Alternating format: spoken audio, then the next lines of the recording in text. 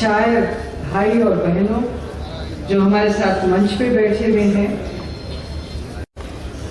और ये आज का मुशायरा जो हम 26 जनवरी के आसपास करते हैं, ठंड जरूर होती है लेकिन मुशायरे उस ठंड को गर्माई में तब्दील कर देती है। और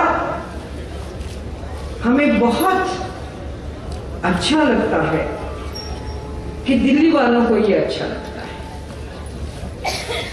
उर्दू जुबान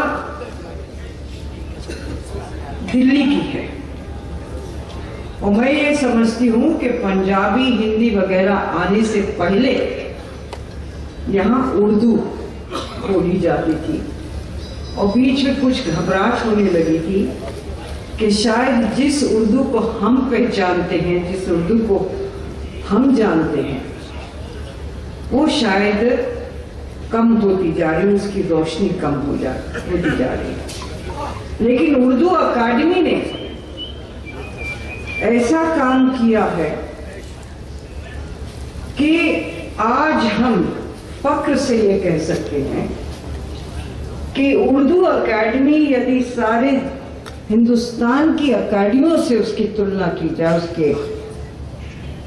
देखा जाए तो सबसे बेहतरीन है और सबसे अच्छा कार्य करती है। मैं आप लोगों से इतना ही दरखास्त करना चाहती हूं कि जिस किसी को भी उर्दू अकादमी या किसी हमारी अकादमी के मुतालिक कुछ कहना हो, कुछ राय देनी हो, तो बिना संकोच के दीजिएगा। हमारी सरकार ने ये तय किया है कि पैसे की कमी हम नहीं होने देंगे, बल्कि जितना भी आप लोग चाहेंगे, चाहे कव्वाली हो, चाहे सूफियाना गाना हो, चाहे रंगमंच पर हम लोग कुछ करें, या जो हमारे शायर हैं गालिब मीर तकी जैसे,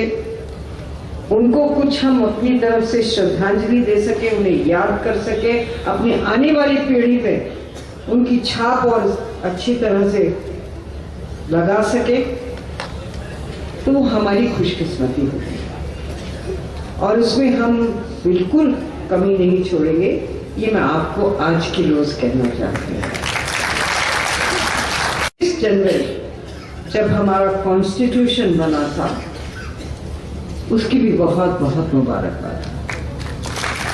इन शब्दों के साथ बोलने का हमारा वक्त नहीं है, बोलने का समय है हमारे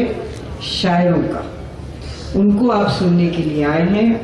आपके आने का बहुत बहुत शुक्रिया और आप लोगों का विशेष कर आने का बहुत बहुत बहुत बहुत शुक्रिया।